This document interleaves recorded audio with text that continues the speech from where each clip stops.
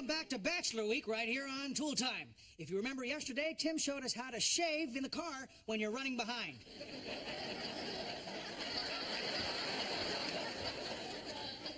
Today it's Al's turn with a look at the rough and tumble world of... ironing. Yeah. Now, ironing used to be a woman's domain, but not these days. Because they won't do it for us anymore. More importantly, a man should know how to do his own ironing. Now, I think of an iron as just another tool. You can even hang it from your tool belt. Because you don't want to plug it in, because there's certain things you don't want ironed. Historically, men have been ironing for ages. The first irons were made of iron, heated by fire. This iron here was developed to be heated by coal. And then came the 9 irons, your tire irons, and my personal favorite, your Jeremy irons. He's so wonderful. All right, let's get to ironing technique. Now, I like to start with the sleeve and move on to the body of the shirt. Marv, if you want to come in here. I also like to start with a light spray from my mist button. Let me show you how the pros do it. I'm talking about the European tailors. Chinese tailors, Hong Kong tailors, Tim tailors. Use the old gravity feed, a professional iron. Yeah. 1,000 watts, 120 volts, 275 degrees. I like a little starch in my shirt, so starch her up. Actually, Tim, too much starch can irritate the skin. Yep. Too much Al can irritate Tim. The iron like Al's iron will take forever. The European way, professional way. Do it quick. Steam going there.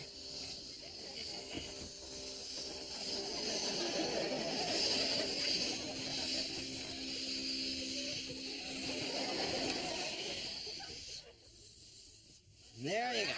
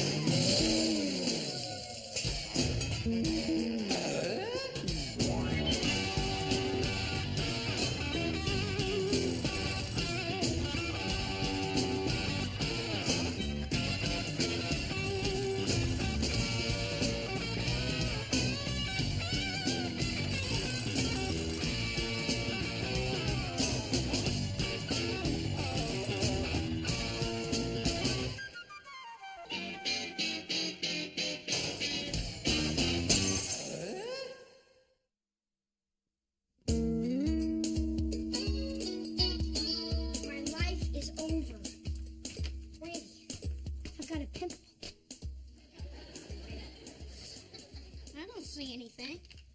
It's one of those under the skin ones. It's gonna come out tomorrow. Well, maybe we can throw a coming out party. Invite all the other pimples in the neighborhood. Randy, you don't understand. Tomorrow night's my date with Jessica Lutz. What am I gonna do? Send her fries from the chocolate bar. I hope she breaks out too. Hey, guys. Hey, Dad. I got a pimple on my nose and I got a date with Jessica Lutz. Come on, Brad, don't worry about it. If she's a real woman, she's not gonna notice a little zit on your nose. She's a 14-year-old girl. You're in trouble. Big, big trouble. Tell you what works for me. There's a hot compress on there. You bring the zit to the surface, you pop it, ding-dong, the zit is dead. Cool. Come on, Randy, let's go soak my pimple. Brad, I'm looking for a hobby, but that's not it. Hi, sweetie. Hey, baby. Hi. You're a little late. Mm-hmm. I took my teacher, Judith, out for coffee. Great move.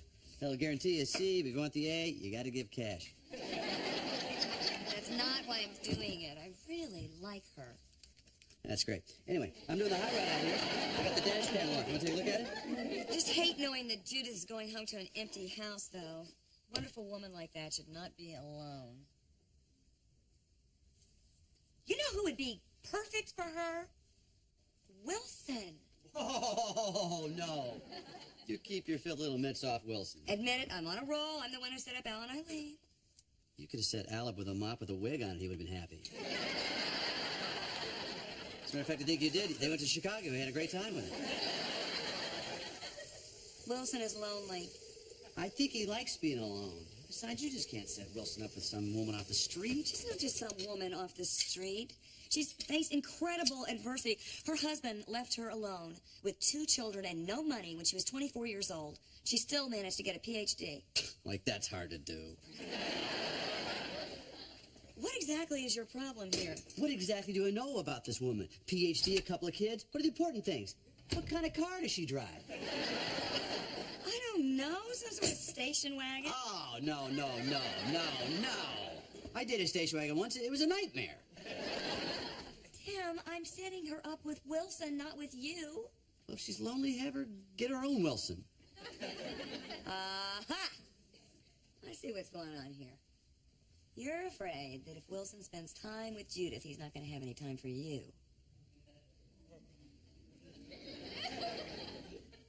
If they got married on the honeymoon, who would I talk to? It could be a very, very difficult week for me.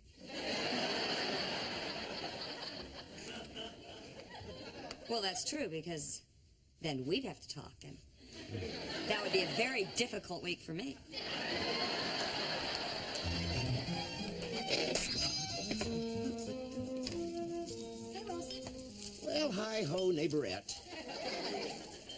What are you doing? Well, I'm hanging replicas of ancient clay bells from Crete. They're supposed to attract friendly spirits. What do you know? Here I am. You know, I know we're supposed to go over to your house for dinner tomorrow night, but I was wondering if you'd like to come over to ours instead. Well, I do appreciate the invite, but I've already made the koftas for my like kofta curry. I just wanted to introduce you to this professor that I really like. Well, I have a cornucopia of koftas. Why doesn't the good professor come over to my place? That would be great. You are really going to like her, Wilson.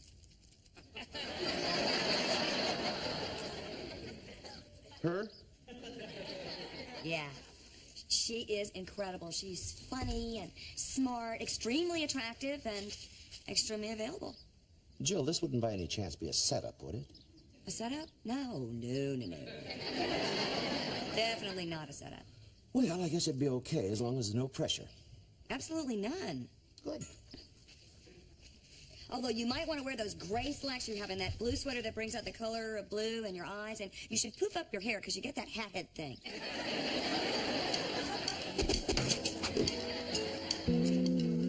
Thanks, Dad.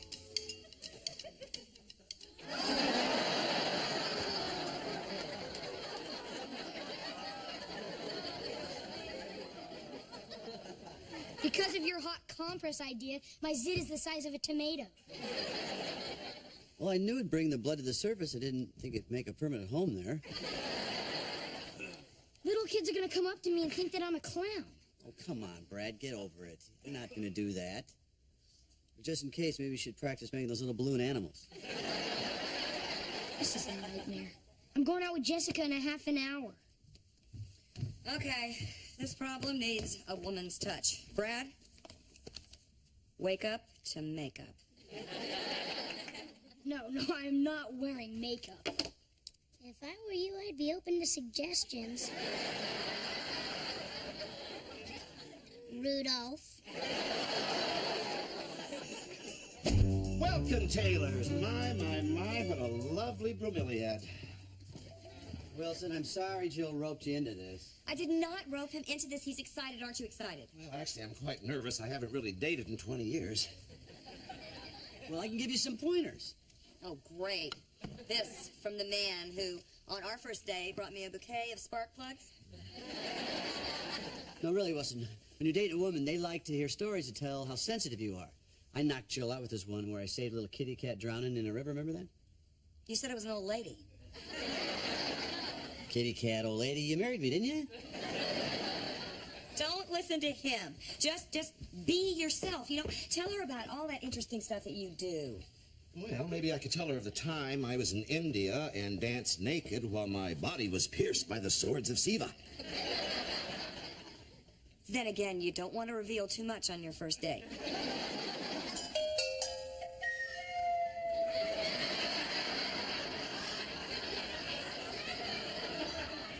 Okay, I'll get it. Oh, my. Oh, are you okay? Actually, I'm experiencing extreme diaphoresis. I'm sweating like a pig.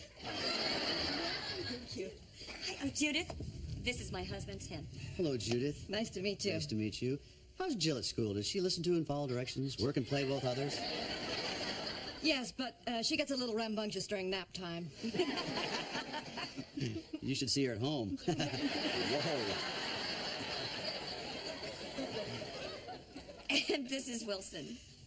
Well, nice to meet you. You too. Jill has told me so much about you. It's all been great. Well, I am flattered. The only thing she didn't tell me was your last name. It's Wilson. Oh, I thought that was your first name. Wilson is my first name. Well, it's not that unusual. I'm actually Tim. This is Jill. Sorry. So would you like some white wine? Yes, please. I'll give you a hand. Sure. This is a very interesting house, Wilson. Or should I call you Wilson? Judith, in addition to being my professor, mentor, friend, is also a renowned author. Oh, hardly renowned. My book sold about 4 copies, 2 of which were to my children. I wrote a booklet once, How to Maintain Your Bench Grinder. That sold no copies. Well, it was probably more exciting than my book. It was called Psychophysiological Indices of Amorous Connection. Among termites of the Southwest. How did you know that? Because I have read it. It is wonderful. I mean, it's practically the Bible for anyone interested in the mating pattern of insects. All 2 of you. You see, I am quite the devotee of what I humorously term insexuality. I can't believe you actually read my book. Well, I've got it right here. I'll show you. Boy, we'd have to talk some insects over dinner. Yeah. Because usually over here we eat insects for dinner. Here it is. You even dog-eared the pages. Now it's my turn to be flattered.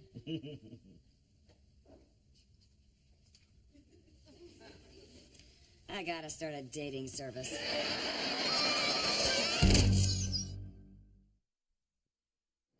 Me love you, I didn't want to do it, I didn't want to do it. You made me want you, and all the time you knew it. You know you really knew it. You're darn right I knew it. Well, hi-ho, Tim. Hi there, Wilson. Well, I haven't seen much of you in the last couple of weeks. Well, I've been spending a lot of time with Judith. As a matter of fact, I'm sculpting her bust right now.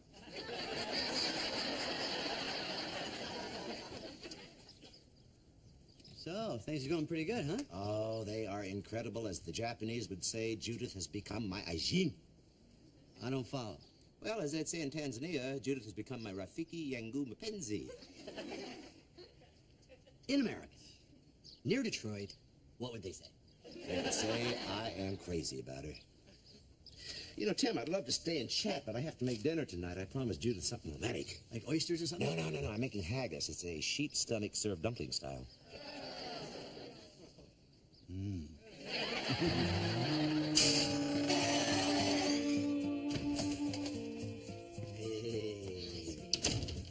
Great news. Wilson is making Judith's breast out of clay. What? You were right. You were right about that. He's crazy about her. Oh, no. What do you mean, oh, no? That's what you wanted. I've just been talking to Judith. She's having serious doubts about the relationship. Oh, no. Judith says that Wilson has a problem with intimacy. Oh, so he can't. Oh, God. Well, honey. I mean, I would have never known he wouldn't talk about something like that. So no wonder he's got all this stuff. Probably an old war injury or something, huh? Not that kind of intimacy. I'm talking about emotional intimacy. Thank God it's nothing important. He doesn't share his feelings. She spent every day in the last 2 weeks with him, and she feels like she doesn't know who he is. Well, tell her I've spent the last 15 years with him, and I don't know who he is. It doesn't hurt our relationship. I think that she wants something more from the relationship. She wants to go to the next level. What is it with you women and the next level? What's wrong with the level we're on? Just take the elevator and leave us the heck alone. Every time she asks him about himself, all he does is intellectualize or say something weird. He always says something weird. That's what makes Wilson, Wilson, Wilson.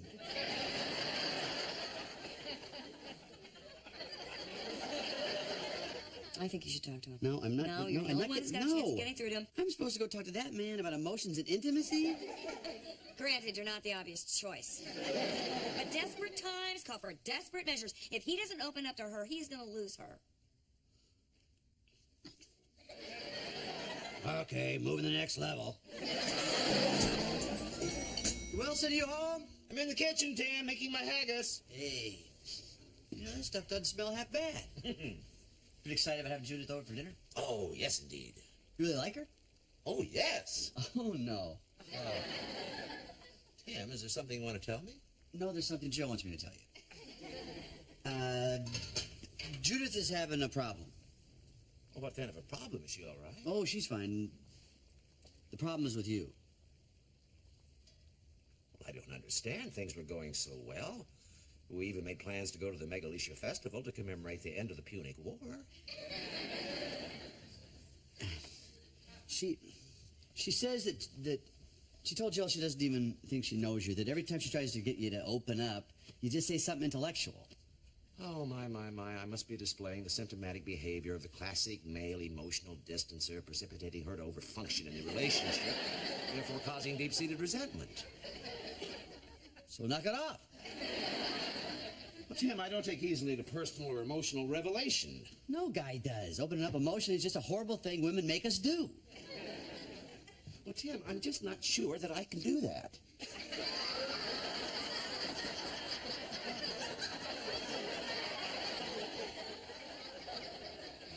Yes, you can.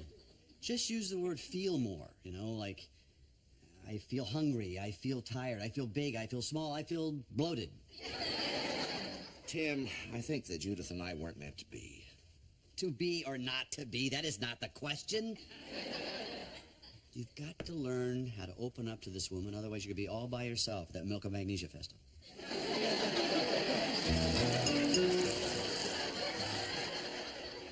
So, are you enjoying your haggis? It's very tender.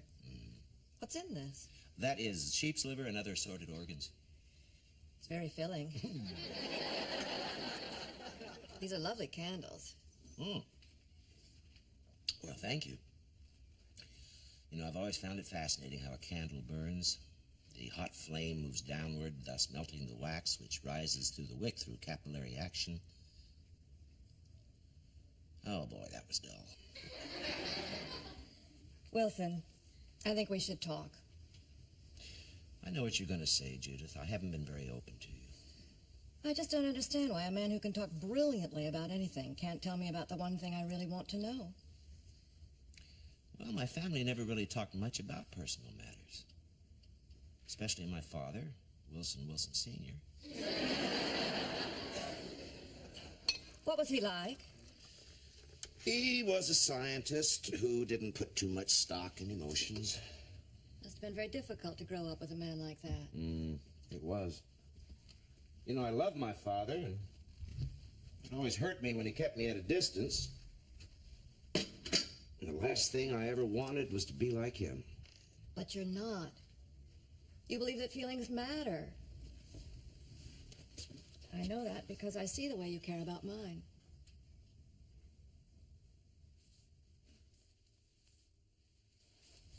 You know, Judith, I've never been open with a woman since my wife died. But I would really like to try with you. I'd like that too.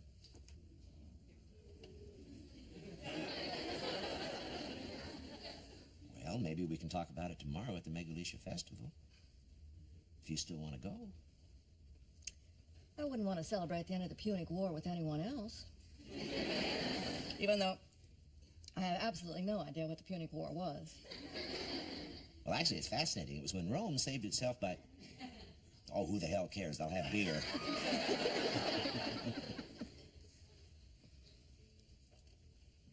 You know, Judith, not to bore you with more facts.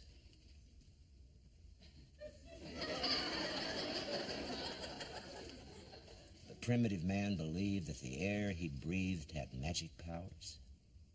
I'm not bored. woman kissed. It was as if their souls were mingling.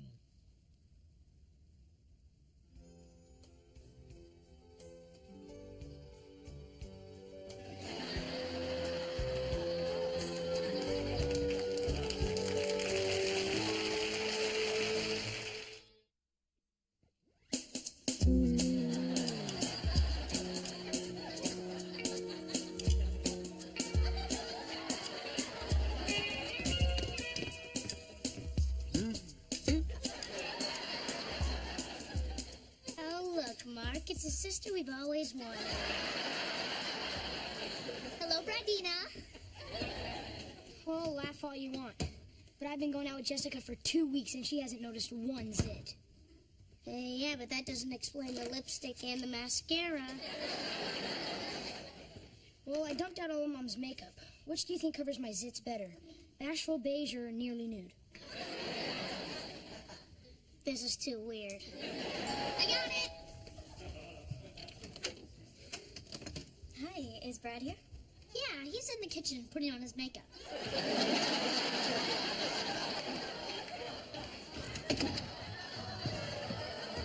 Hey, Brad. Hey, Jessica! What are you doing here? I just thought maybe we could go to practice together. Well, Brad, are you trying to cover up that zit on your chin? Oh, man. I knew I should have gone with bashful beige.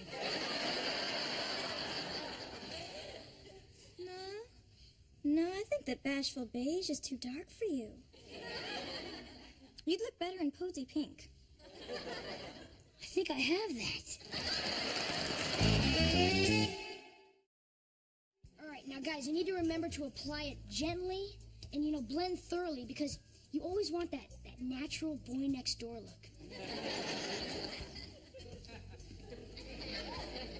There you go. Good job.